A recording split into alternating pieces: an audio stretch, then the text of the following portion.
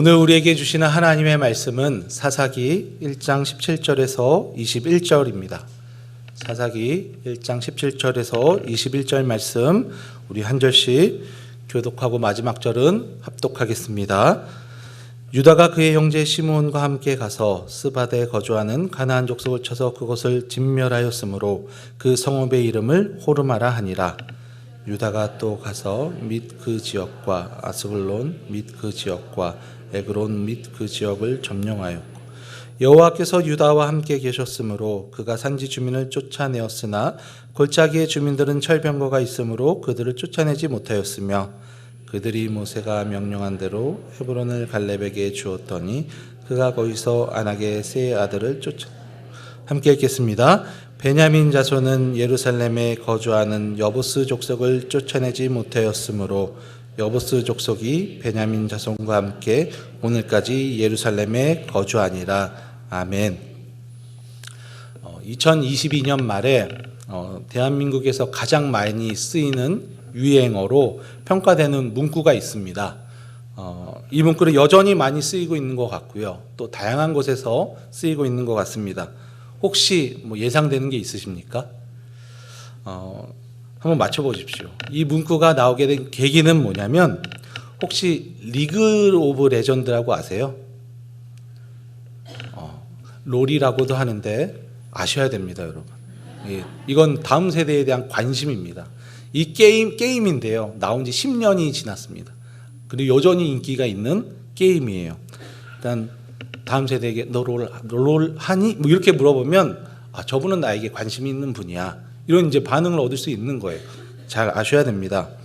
여전히 인기가 있고요. 매년 전 세계 팀들이 모여서 치르는 롤 대회가 있습니다. 그러니까 엄청나게 유명한 게임이죠. 전 세계가 대회를 하니까요. 2022년에도 그 대회가 있었습니다. 이것도 막 축구 월드컵 하는 것처럼 처음에는 몇 개의 조가 리그전을 하고 그다음에 이제 16강, 8강, 4강 결승 이런 토너먼트 시스템으로 이제 되어 있습니다. 처음 그 리그전에서 우리나라 이제 대표팀인 그 DRX라는 팀이 유럽의 로그라는 팀과 이제 대결을 하게 되는데 그 첫 번째 대결에서 패배하게 됩니다. 그래서 우리나라 한 기자가 우리나라 팀 선수에게 인터뷰를 해요. 그 패배에 대한 그 심정과 감상을 인터뷰했습니다. 그래서 그 선수가 대답한 것을 짧게 요약해 보면 이래요. 오늘 지긴 했지만 저희끼리만 안 무너지면 충분히 이길 수 있을 것 같아요. 이렇게 이제 인터뷰를 한 거죠. 그리고 나서 이 인터뷰를 영상으로 내보낼 때 이제 영상은 기니까요. 이 기자가 인터뷰의 제목을 지어서 자막으로 넣었는데 이 제목이 이제 유행이 된 겁니다. 이 문구 아세요? 네. 이 문구가 뭐냐면 로그전 패배 괜찮아. 중요한 건 꺾이지 않는 마음. 아시죠? 많이 사용하셨죠? 일명 우리가 중꺾마라고 부르기도 하는 건데 많이 들어보셨고 써보기도 하셨을 것입니다. 근데 이 문구가 처음부터 유행된 건 아니었어요. 근데 언제부터 유행됐냐면 이 DRX라는 팀이 그 대회에서 최약체 팀으로 여겨졌습니다. 그러니까 누구도 이 팀은 첫 번째 떨어질 거야 라고 생각했는데 이상하게 이 팀이 계속해서 기적을 만들게 됩니다. 역전 드라마를 써가면서 결국에 최종 우승을 차지하게 돼요. 그러면서 이제 주목받기 시작한 거죠. 동시에 이 문구가 주목됐습니다. 인터넷으로 빠르게 전파되기 시작했고 화제가 됐습니다. 많은 사람들이 사용하고 다양한 분야에 펼쳤죠. 또 그 당시에 카타르 월드컵이 있었거든요. 그때 우리나라가 16강에 진출할 때 요 문구가 써 있어요. 중요한 건 꺾이지 않는 마음. 그러면서 굉장히 이제 유명해지기 시작한 문구입니다. 스포츠뿐만이 아니라 예능, 드라마 여러 분야에서 이 문구가 사용되었습니다. 이 문구를 보면 뭔가 끈기, 정신력 이런 의미들을 함축하고 있어서 우리의 일상에도 너무나 또 잘 사용되었습니다. 사실 어디서나 사용될 수 있는 좋은 문구 아닙니까? 수험생에게도 그렇죠. 취준생에게도 그렇죠. 직장인에게도 누구에게나 더 열심히 할 수 있도록 도전을 주고 힘을 주는 문구가 바로 이것입니다. 교회에서도 설교 제목으로 수련의 주제로 중요한 건 꺾이지 않는 믿음 이렇게 해서 사용하기도 하고 여전히 유행합니다. 저도 오늘 설교 제목을 그렇게 하려다가 너무 드러나니까 중요한 건에서 끄는 겁니다. 네. 모르셨죠? 네. 이 문구를 볼 때마다 되뇌이면서 생각하는 것은 참 맞는 말 같고 정말 중요하다는 말 같다는 생각이 듭니다. 우리에게 어떤 어려움이 있고 또 코로나 같은 전 세계적인 재난이 와도 우리가 신앙을 지켜나갈 수 있는 것은 어떤 어려움에도 꺾이지 않는 하나님에 대한 믿음, 하나님에 대한 마음이지 않겠습니까? 포기하고 싶고 그만하고 싶을 때 그게 상황의 문제가 아니라 너가 마음을 다시 붙잡으면, 너가 그 마음을 일으키면, 믿음을 계속 붙잡으면 한번 실패했더라도, 너가 넘어졌더라도 너 다시 일어날 수 있어, 상황이 변할 수 있어, 이런 응원과 격려를 주는 것 같거든요. 그러니까 정말 이제 중요한 것 같습니다. 중요한 건 꺾이지 않는 마음, 꺾이지 않는 믿음입니다. 중꺾마, 중꺾밋인 거죠. 우리 옆 사람에게 인사해 볼까요? 중꺾마, 중꺾밋. 약간 뭔가 중국어 같죠? 중꺾마, 막 이렇게. 예. 근데 이렇게 위기를 딛고 또 역전하는 상황뿐만이 아니라 반대로 우리가 잘 나갈 때, 또 편안할 때, 좋은 때에도 중요한 말인 것 같습니다. 우리가 넘어지고 무너질 때가 꼭 어려워서만이 아니라 편안하고 누리는 것 때문에 우리의 믿음이, 우리의 신앙이 꺾일 때가 있습니다.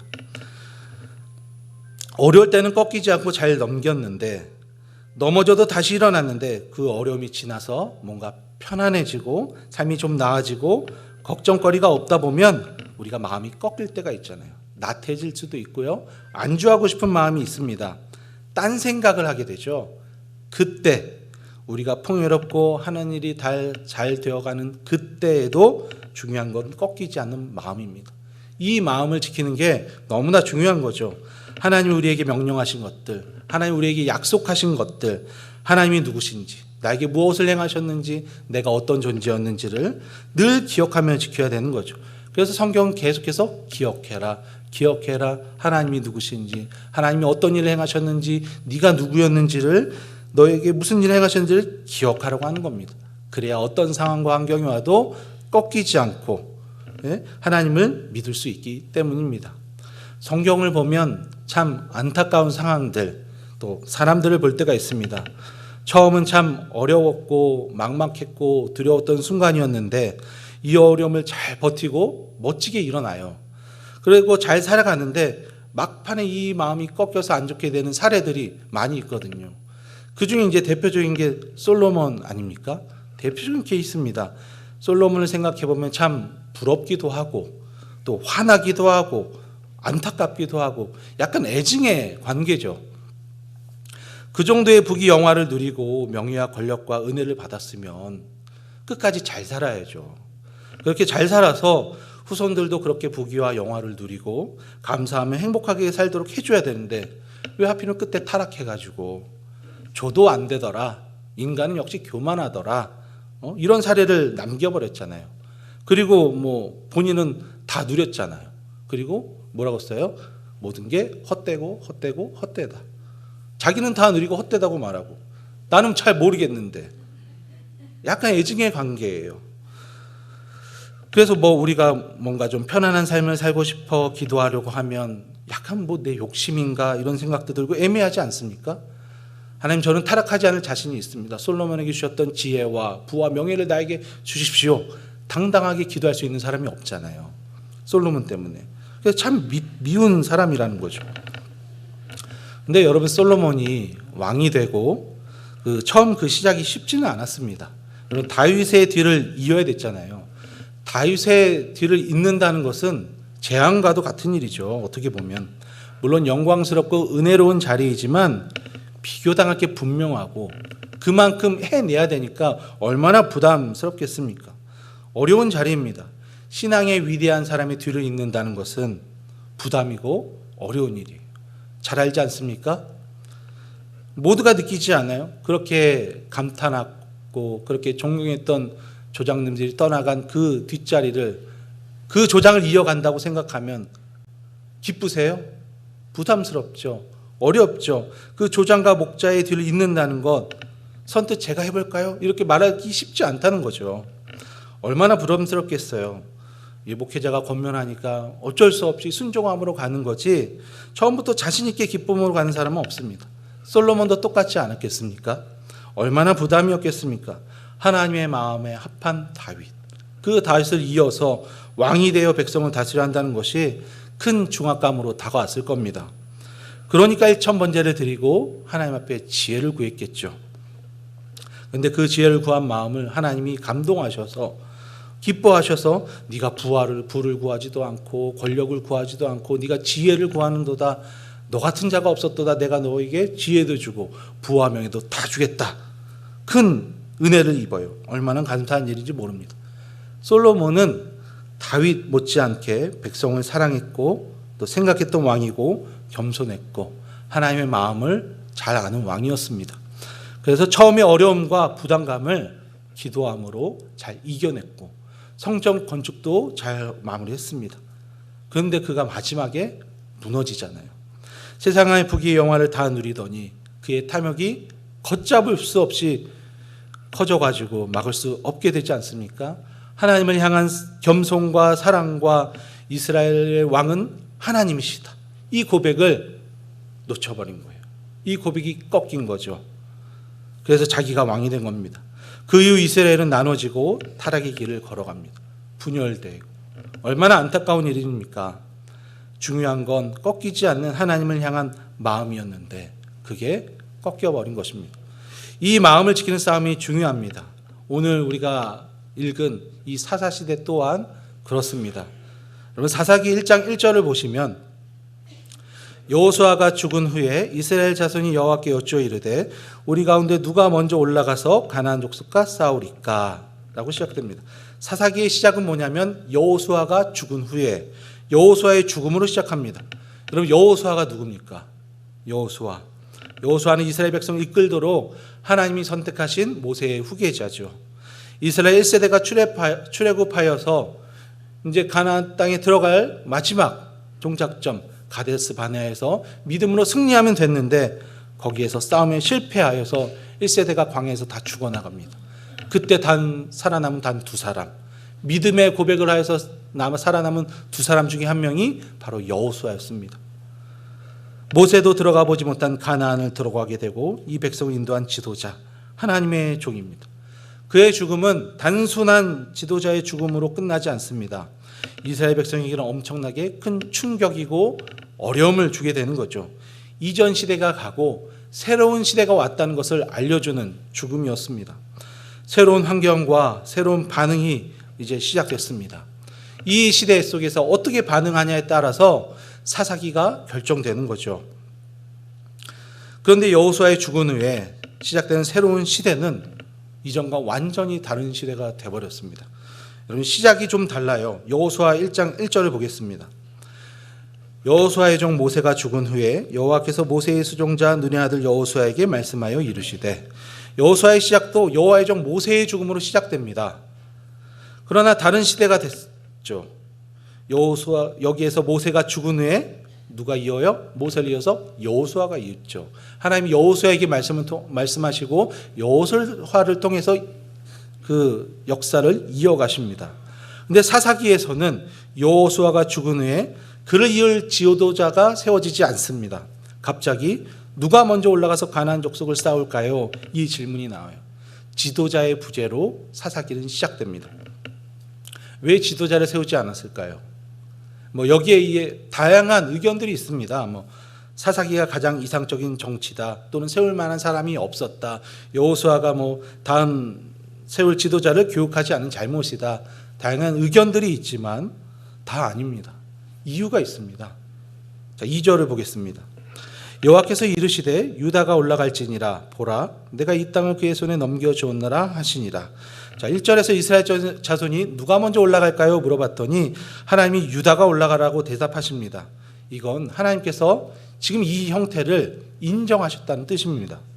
그러니까 지금 여호수아가 잘못한 것도 아니고 이스라엘이 잘못 가고 있는 게 아니라 이스라엘은 지금 새로운 시대에 잘 적응해서 가고 있다는 것입니다.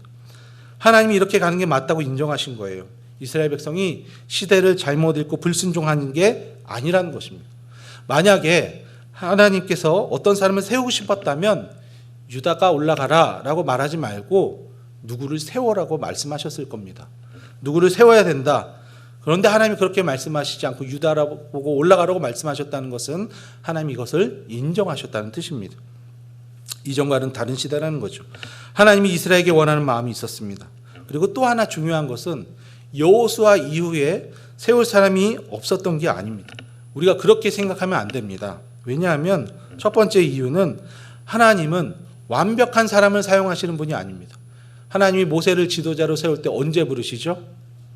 그가 가장 낮아졌을 때, 그가 자기를 생각하기에 자격 없다고 생각했을 때, 그가 지도자로 부름받기에 자격 없을 때, 그 80세에 미디안 광야에서 모세를 불러서 사용하십니다. 그러니까 하나님은 사람을 세우실 수 있는 분이에요. 사람이 없는 게 아니죠. 누구나 하나 집어서 만드실 수 있는 분입니다. 그리고 두 번째는 뭐냐면 여호수아의 뒤를 이을 사람이 있었습니다. 바로 사사 온니엘입니다. 이제 계속해서 사사가 쭉 나오게 되겠지만 온니엘은 가장 온전한 사사였습니다. 사사의 기준이 되고 모델이 되는 사사입니다. 나머지 사사들 에훗부터 삼손까지 보면 뭔가 약간 2% 부족해 보여요. 뭔가 이런 사람이 사사야? 이런 사람이 이스라엘의 대표야? 라고 하는 느낌을 주는데 온니엘은 그렇지 않습니다. 온전한 사사. 누가 봐도 사사 같은 사람. 저런 사람은 사사내야 돼. 인정할 만했어요. 하나님이 세울 만한 사람이 없어서 못 세운 게 아니고 없어도 하나님은 만드실 수 있는 분인데 다음 지도자를 세우지 않았다면 그만한 이유가 있다는 거죠. 그게 바로 시대가 변화됐다는 것입니다. 자, 그 시대가 어떻게 변화됐냐면 자, 이스라엘 백성이 누가 먼저 올라갈까요? 물어봤을 때 하나님이 유다가 올라가라고 말씀하시고 3절에 보면 유다가 그의 형제 시므온에게 이르되 내가 제비 뽑아 얻은 땅에 나와 함께 올라가서 가나안 족속과 싸우자. 그리하면 나도 내가 제비 뽑아 얻은 땅에 함께 가리라 하니 이에 시므온이 그와 함께 가니라. 유다가 가야 되는데 갑자기 시므온과 함께 가자고 이야기합니다. 유다 지파 안에 시므온 지파가 함께 있었어요. 그래서 유다는 이 시므온과 같이 가길 원하는 거죠. 그래서 우리 땅을 차지할 때 네가 돕고 너네 땅 차지할 때 내가 도울게. 약간 전쟁의 양상이 지금 바뀌어 간다는 겁니다. 여호수아 시대에는 어떻게 전쟁을 했냐면 여호수아라는 지도자를 중심으로 전쟁을 했습니다. 그러니까 여호수아 지도 아래 싸우러 갔다가 들어오고 또 나갔다가 들어오는 여호수아 중심으로 전쟁이 이루어졌다면 지금은 시대가 바뀐 거죠. 어떻게 바뀌었습니까? 각 지파별로 싸우기 시작했습니다. 어떤 한 사람이 지도자가 되어서 이스라엘을 이끄는 그런 시대가 아니라 각 지파가 흩어져서 각자가 하나님을 왕으로 섬기고 하나님께서 주신 그 땅, 제비 뽑은 땅을 각자 취하는 그 싸움으로 바뀐 것입니다. 그러니까 이스라엘이 바뀐 이 시대 속에 출발이 굉장히 좋았습니다. 하나님께 먼저 기도하고 가나안 정복을 시작합니다. 여러분 사사시대의 처음은 훌륭하게 시작해요. 여호수아의 죽음을 잘 이겨나가는 것 같고 시대적 사명을 잘 알고 있는 것 같습니다. 사사기가 흔히 우리가 알듯이 타락한 시대고 무너진 시대지만 그 처음은 여호수아의 죽음으로 어렵고 혼란스러운 때에 새로운 환경과 새로운 시대 속에 하나님의 마음을 잘 알고 시작했던 시대였어요. 하나님이 인정하시는 거예요. 2절을 다시 보면 여호수아께서 이르시되 유다가 올라갈지니라 보라 내가 이 땅을 그의 손에 넘겨주었노라 하시니라. 유다의 질문에 하나님이 두 가지를 말씀하십니다. 하나는 유다가 올라가라. 그리고 두 번째는 내가 이 땅을 그의 손에 넘겨주었다. 주었다. 이게 완료형입니다. 하나님은 이미 그 땅을 유다에게 줬다는 거예요. 약속하셨다는 거죠. 결정난 사건입니다. 이거는 하나님이 그렇게 한 게 맞다는 것을 인정해 준 거예요. 그런데 4절에 보니까 유다가 올라가매 여호와께서 가나안 족속과 브리스 족속을 그들의 손에 넘겨주시니 그들이 베색에서 10,000명을 죽이고 여기서 올라가매 그들의 손에 넘겨주다 이 단어는 미완료형으로 쓰였습니다. 아직 완료된 게 아니에요. 무슨 말이냐면 2절에서 분명히 하나님이 유다에게 너에게 줬다 완료했다 그런 상황인데 이미 취한 건데 4절에서는 미완료로 설명해요. 이게 뭘 말한 거냐면 이미 그것을 취한 것이지만 그 취하는 과정 속에서 우리가 계속해서 말씀을 믿고 취하는 믿음의 싸움을 해야 된다는 겁니다. 그러니까 이런 거랑 같은 거죠. 자, 어떤 권사님께 권사님 교회에 오시면 제가 기가 막힌 선물 준비해 두고 있습니다. 꼭 오세요. 저는 선물을 주기로 마음 먹었어요. 결정한 거예요. 이미 준 거죠. 그러나 어떤 과정이 있어야 됩니까? 그것을 주기 위해선 권사님이 교회에 와야 되죠. 와야 줄 수 있는 거잖아요. 안 오면 못 주는 거예요. 오는 게 바로 미완료 상황이라는 거죠. 하나님이 주신다고 했는데 그 믿음을 가지고 올라가지 않으면, 하나님이 원하는 자리까지 가지 않으면 못 받는 거예요. 그 자리까지 가야 받는 거라는 거죠. 하나님이 사사기를 시작하면서 내가 이 땅을 넘겨줬다, 선포됐습니다. 그러니까 너희는 이제 그걸 바라보고 그 약속을 믿고 와야 된다고 말씀하십니다. 그래서 사사기는 이제 끝까지 어떤 내용이면 하나님이 원하신 데까지 달려가는 싸움입니다. 하나님의 약속을 믿고 어떤 상황에도 꺾이지 않고 달려갈 책임이 그들에게 주어진 겁니다. 이게 곧 신앙이죠. 하나님이 원하는 방향으로 달려가는 것. 그러니까 신앙이란 가만히 앉아서 하는 것이 아닙니다. 하나님을 믿고 달려가는 것입니다. 하나님을 바라보는 게 신앙이지 다른 종교처럼 그냥 자기 경건 생활하는 게 신앙이라고 말하지 않습니다. 새로운 시대에 이들의 믿음의 싸움을 시작하고 그 믿음의 싸움이 완전한 승리이고 하나님의 공의가 실현됐고 또 하나님의 나라와 영광을 위한 전쟁이었다는 것을 4절부터 7절까지 아도니베색을 죽이는 것으로 설명해요. 완전한 승리. 이스라엘 백성이 하나님 앞에 100% 이제 순종한 거죠. 그리고 나서 8절부터 10절 볼게요. 유다 자손이 예루살렘에 쳐서 점령하여 칼날을 치고 그 성을 불살랐으며 그 후에 유다 자손이 내려가서 산지와 남방과 평지에 거주하는 가나안 족속과 싸웠고 유다가 또 가서 헤브론에 거주하는 가나안 족속을 쳐서 세세와 아히만과 달메를 죽였더라. 헤브론의 본 이름은 기랏 아르바였더라. 유다 자손이 예루살렘을 치고 가나안 족속을 쳐서 싸우고 헤브론에 거주하는 또 가나안 족속을 쳐서 승리한 것을 보여줍니다. 하나님의 말씀을 믿고 전쟁을 시작했을 때 하나님이 그들과 어떻게 함께 하시는지를 보여줍니다. 계속해서 승리의 진군이 있습니다. 얼마나 사사기의 시작이 좋은지 모릅니다. 그런데 여러분, 헤브론에 있는 가나안 족속을 칠 때 죽인 세세와 아히만과 달메, 이 세 사람 어디서 본 것 같지 않습니까? 민수기 13장 22절입니다. 또 네겝으로 올라가서 헤브론에 이르렀으니 헤브론은 애굽 소함보다 7년 전에 세운 곳이라. 그곳에 아낙 자손 아히만과 세세와 달메가 있었더라. 민수기 13장은 이 12점탕꾼을 보내서 40일 동안 정탐하는 장면입니다. 그때 누굴 보냐면 아낙 자손 아히만과 세세와 달메를 봅니다. 여러분, 이때 믿음의 싸움을 해서 승리했어야 됩니다. 이때 유다 지파가 이때 전쟁에 참여해서 이들을 죽였어야 돼요. 근데 그때 실패하고 40년이 지나서야 이제서 다시 그들을 만나는 겁니다. 여러분, 우리가 알고 있죠. 어떤 어려움을 지금 피한다고 해서 완전히 피한 게 아니라는 것을 우리가 알고 있습니다. 다시 만나게 되어 있습니다. 교회 안에 보면 하나님이 우리를 자라기 위해서 성화의 도구를 붙여주십니다. 보통 그걸 이제 사람을 통해서 붙여주시죠. 근데 여러분, 그 사람 피한다고 끝납니까? 아니요, 옮긴 곳에서 다시 그 사람을 만나거나 더한 사람을 만나죠. 이건 하나님이 나를 자라게 하시려고 작정했기 때문에 피할 수 없는 문제입니다. 이건 내가 극복하고 넘어가고 잘해야 될 문제지. 저 사람 안 돼. 이제 뭐 목장 개편 됐죠. 아직 아세요? 모르시죠? 외칠교구는 컨퍼런스인데 알게 될 텐데 그때 보고 이제 한숨과 기쁨이 갈라지겠죠. 그때 뭘 해야 됩니까?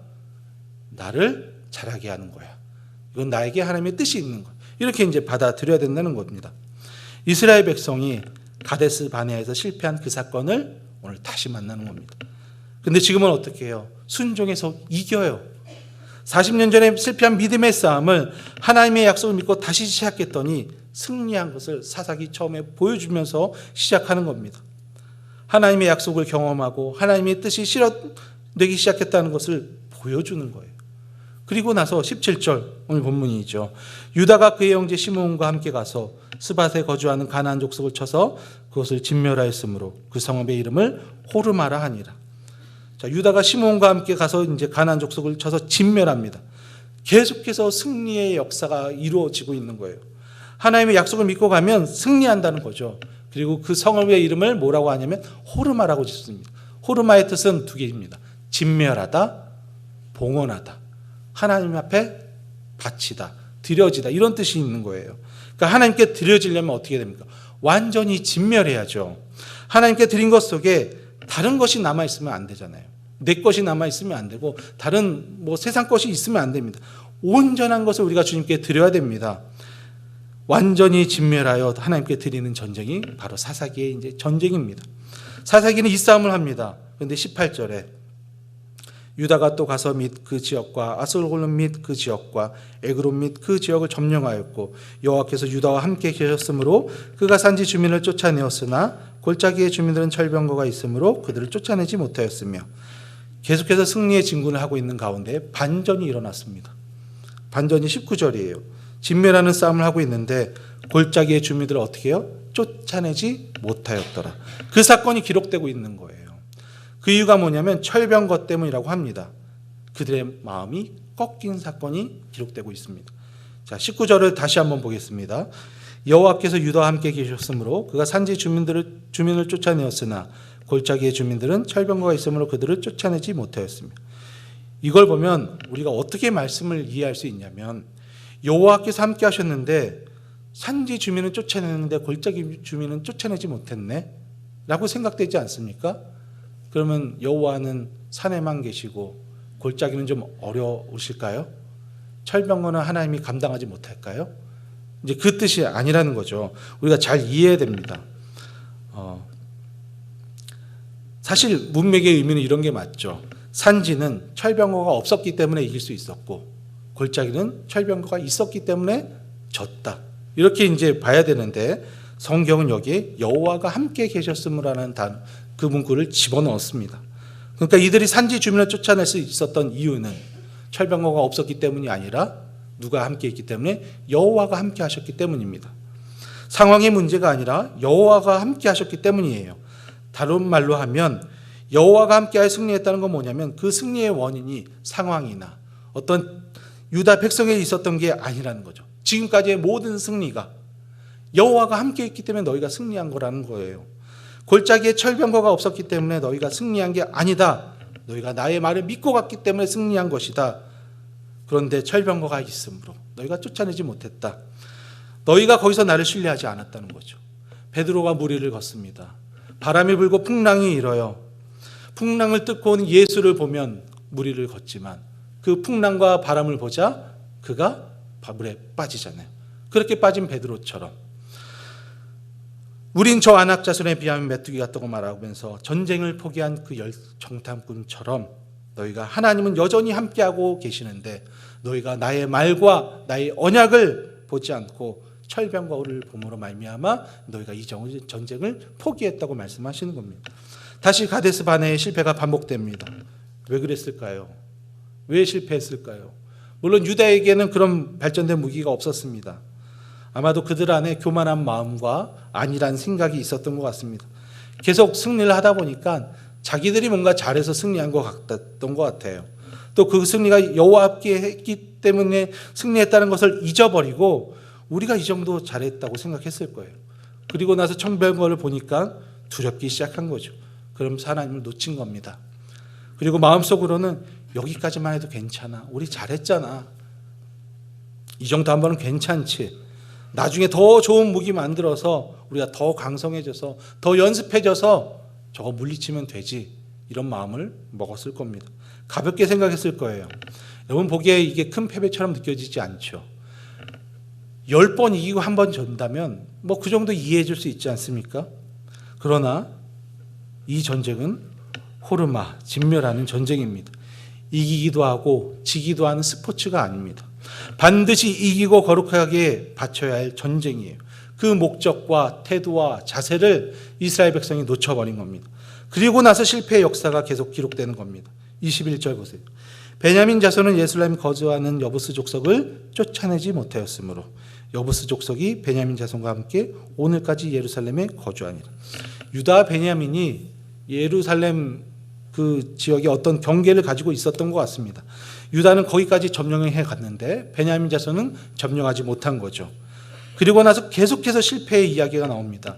22절부터 26절까지는 요셉 가문, 에브라임 지파와 므낫세 지파가 승리를 하긴 하지만 쉽게 승리하고 싶어서 타협합니다. 완전히 진멸하지 않고 한 가족을 살려줘요. 뭐 이걸 전략이라고 말할 수도 있고 융통성이라고 말할 수 있지만 아닙니다. 이건 하나님께 바쳐질 전쟁이기 때문에 완전히 하나님의 방법으로 승리하는 게 중요한 겁니다. 근데 거기서 실패합니다. 승리라는 결과가 중요한 게 아니라 하나님의 방법으로 승리하는 그 과정이 중요하다는 거죠. 어떻게 보면 요셉 가문의 승리도 그의 실수도 그렇게 중요하게 보이지 않아요. 간단하게 넘어갈 수 있는 것 같습니다. 그러나 27절부터 36절까지는 심각해집니다. 아마 여러분 27절부터 36절까지 보면 뭐가 강조되는지 아실 겁니다. 바로 쫓아내지 못하였으므로, 쫓아내지 못함에 계속해서 반복됩니다. 유다와 요셉을 이어서 전쟁하는 모든 지파마다 가나안 족속을 진멸하지 못하는 장면이 나옵니다. 그런데 중요한 게 있습니다. 27절에 므낫세가 베스안과 그에 딸린 마을들의 주민과 다하낫과 그에 딸린 마을들의 주민과 도레 그에 딸린 마을들의 주민과 이블르함과 그에 딸린 마을들의 주민과 무기뚜와 그에 딸린 마인들의 주민들을 쫓아내지 못하며 가나안 족속이 결심하고 그 땅에 거주하였더니, 므낫세가 이들을 쫓아내지 못했어요. 그랬더니 가나안 족속이 어떤 반응을 보이냐면 결심하고 그 땅에 거주하였더니, 결심합니다. 왜냐하면 쫓아내지 못하니까. 가나안 족속이 버티면 버틸 수 있겠구나 마음 먹은 사건입니다. 시작했습니다. 되겠구나, 우리를 끝까지 죽이지 않는구나, 이걸 알았던 거죠. 아는 순간 버티기로 결정한 거예요. 그럼 우리는 이렇게 말할 겁니다. 그래도 철병거가 있잖아요. 문제가 있잖아요. 그걸 어떻게 다 쫓아보냅니까? 내 삶에 이런 어려움이 있는데 어떻게 하나님을 온전하게 섬길 수 있겠어요? 이런 상황 속에 어떤 훈련을 받을 수 있겠습니까? 우리는 이렇게 말하죠. 뭔가 지금 막 사역자 권면하고 전도 폭발 권면하고 뭐 제자 훈련 권면하면 우리는 그렇게 말한단 말이죠. 우리의 상황들을 이야기합니다. 그래서 28절이 있습니다. 28절. 이스라엘이 강성한 후에야 가나안 족속에게 노역을 시켰고 쫓아내지 아니하였더라. 이스라엘이 강성한 후에 어떻게 합니까? 가나안 족속에게 노역을 시켰습니다. 문제가 해결됐어요. 철병거가 사라졌습니다. 방해하는 거 다 끝났는데 가나안 족속을 완전히 진멸하는 게 아니라 그들을 노역을 시켜요. 여전히 쫓아내지 않는다는 거죠. 하나님 대학만 들어가면요, 하나님 직장에만 들어가면요, 하나님만 결혼하면요, 하나님 이 사업만 잘 풀리면, 건강만 회복되면 내가 더 섬길 수 있습니다. 이게 다 뻥이라는 거죠. 실제 너희는 먹고 사는 것만 쫓더라. 어떻게 하나님을 더 잘 섬길까가 아니라 어떻게 하면 더 편하게 살까, 그걸로 생각하더라. 더 타락하더라. 이걸 보여주는 게 28절이고요. 여러분, 이 이야기를 하는 겁니다. 여러분, 이게 여기서 끝나지 않습니다. 이 타락이 어디까지 가면요, 31절과 32절을 보세요. 아셀이 악고 주민과 시돈 주민과 알랍과 악십과 헬바와 아빅과 루옵 주민을 쫓아내지 못하고 아셀 족속이 그 땅의 주민 가운데 족속 가운데 거주하였으니 이는 그들을 쫓아내지 못함이었더라. 아셀 족속에 가서는요, 주체가 바뀌어요. 역전됐어요. 가나안 족속이요, 아셀 족속 안에 사는 게 아니라 아셀 족속이 가나안 족속 안에 살게 돼요. 빌부터 사는 거죠. 주체가 바뀌었어요. 그 다음 절정이 34절이에요. 함께 읽겠습니다. 시작. 아모리 족속이 단 자손을 산지로 몰아놓고, 이제는 완전히 뒤집어졌습니다. 단 지파가 아모리 족속에게 지배받는 상황이 나오는 거예요. 쩔쩔맵니다. 완전히 역전됐습니다. 회복하지를 못해요. 그래서 35절에 요셉 가문이 와서 도와줘요. 자기 힘으로 안 되는 상태, 완전히 힘을 잃어버린 상태가 돼버린 겁니다. 그리고 사사기는 깊은 타락의 시대로 들어갑니다. 여러분, 어떤 시대나 사람이 타락했을 때는 처음부터 그렇게 깊게 타락하지 않습니다. 처음은 잘했습니다. 열심히 했습니다. 그러나 어느 순간 한번 놓친 것부터 타락이라는 게 시작되는 거예요. 그게 처음에는 그렇게 크게 보이지 않아요. 이 정도는 할 수 있지. 그동안 내가 열심히 했잖아. 이번 한 번은 쉬어도 괜찮겠지. 조금 더 강성해진 다음에 하면 되지. 라는 그런 작은 마음에서 시작되는 것이요. 이게 타락의 시작이고 죄의 시작이고 무너짐의 시작이었다고 사사기는 처음에 말하고 있는 겁니다. 왜냐하면 방향을 놓쳐버렸기 때문이죠. 하나님이 나에게 원하는 거기까지 가야 되는데 그 싸움을 안 한 것이기 때문입니다. 여러분, 사사기는 역사서입니다. 역사서는 사실 그대로를 기록하고 있는 서신입니다. 실패의 이야기를 왜 기록하고 있을까요? 역사서는 우리에게 교훈을 주려고 설득하거나 감상을 전달하는 목적이 아닙니다. 이 이야기를 통해서 하나님이 누구신지 너희가 알아야 되고 인간의 한계와 죄의 무서움을 깨달으라고 이 역사서가 있는 것입니다. 그래서 우리가 더 깊은 신앙의 자리로 나아갈 수 있도록 하는 것입니다. 인간은 정말 무지하구나. 죄를 이렇게 쉽게 짓는구나. 이 작은 유혹조차 이길 힘이 내게 없구나. 마음이 한번 꺾이니까 걷잡을 수 없구나. 나도 그럴 수 있겠구나. 하나님이 나를 도우시고 나의 마음을 지켜달라고, 은혜를 달라고 기도하라고 이 실패의 역사가 기록되어 있는 줄 믿으셔야 됩니다. 우리를 봐야 되는 것입니다. 여러분은 정말 하나님의 말씀을 끝까지 붙잡고 살려는 마음이 있습니까? 우리의 문제를 살펴보면 사실 우리의 마음의 문제가 크다는 것을 알 수 있습니다. 왜 이들을 쫓아보내지 못했을까요? 하나님의 말씀대로 정확하게 진멸하고 싶은 마음이 우리에게는 없기 때문입니다. 적당히 정착하면서 살고 싶은 마음이 더 큰 거예요. 그래서 우리에게 뭐가 필요하냐면 꺾이지 않는 마음이 중요한 겁니다. 순종의 마음, 말씀대로 살아가겠다는 마음, 나 중심적으로 사는 게 아니라 하나님 중심으로 살겠다는 이 마음을 지키는 싸움을 해야 되는 거죠. 그래서 자문에 물은 네 마음을 지켜라. 생명의 근원이 이에서 남이라. 이 마음을 지키는 싸움을 해야 되는데 가장 중요한 게 뭐냐면 호르마, 진멸하는 싸움입니다. 하나님께 바쳐지는 싸움, 하나님께 드려지는 싸움. 여러분, 뭘 진멸해야 될까요? 누구를 진멸해야 될까요? 나를 방해하는 사람들을 다 진멸할까요? 나를 방해하는 모든 유혹을 다 진멸할까요? 아닙니다. 생각하면 생각해 볼수록 우리가 진멸해야 될 것은 뭐냐면 나 자신입니다. 나를 진멸해야 됩니다. 결국 신앙의 실패는 뭐냐면 내가 하나님을 붙잡지 못하는 겁니다. 상황의 문제가 아닙니다. 철병거가 문제가 아니라 문제는 나예요. 좀 더 편하고 싶고 안주하고 싶어하고 어려운 것을 피하고 싶어하는 내가 문제라는 거죠. 나를 진멸하는 싸움, 나를 쳐서 복종시키는 싸움, 내 삶의 주인이 내가 아니라 하나님이라는 것을 고백하는 싸움. 여러분, 아직 나에게 생명이 있다면 이 땅에서 나에게 사명이 있고 하나님 나를 통해서 일하실 것이 있다는 것을 믿고 가는 싸움, 이것을 해야 된다는 거죠. 이게 신앙의 싸움이고 이 싸움은 주의 나라 갈 때까지, 우리가 죽을 때까지 해야 되는 싸움입니다. 지금 정도면 잘하고 있잖아. 아니요. 안주하지 마시고 끝까지 하나님께 순종하는 삶을 살겠다는 그 마음이 꺾이지 않도록 겸손하게 주님 붙잡으시기를 바랍니다. 이제 새 학기가 시작됩니다. 다양한 상황과 또 문제가 일어나겠죠. 타협하고 싶고 또 철병거가 있고 도망가고 싶을 때가 있을 것입니다. 그런 유혹에 타협하면 그 순간은 좋을지 모르겠습니다. 그러나 하나님의 사람으로 온전하게 자라지 못할 겁니다. 그때 기도하셔야 됩니다. 하나님이 함께 한다고 했으니까 하나님께 묻고 하나님 붙잡으셔야 됩니다. 그러면서 버티셔야 됩니다. 그래야 하나님의 일하심을 보게 됩니다. 여러분은 하나님께 드리십시오. 여러분은 하나님께 바치는 전쟁에서 실패하지 마십시오. 내가 바쳐지면 여러분이 그 통로가 되어서 하나님의 은혜가 온전하게 흘러갈 겁니다. 힘들면 부족하면 하나님 도와주십시오. 기도하는 겁니다. 믿음 없음을 도와달라고, 하나님 나에게 은혜 달라고, 내 마음이 꺾이지 않게 해달라고 기도하면서 하나님이 하실 것을 믿으시며 가야 됩니다. 그렇게 살아가면 타락의 시대가 아니라 우리 가운데 부흥의 시대가 올 줄 믿습니다.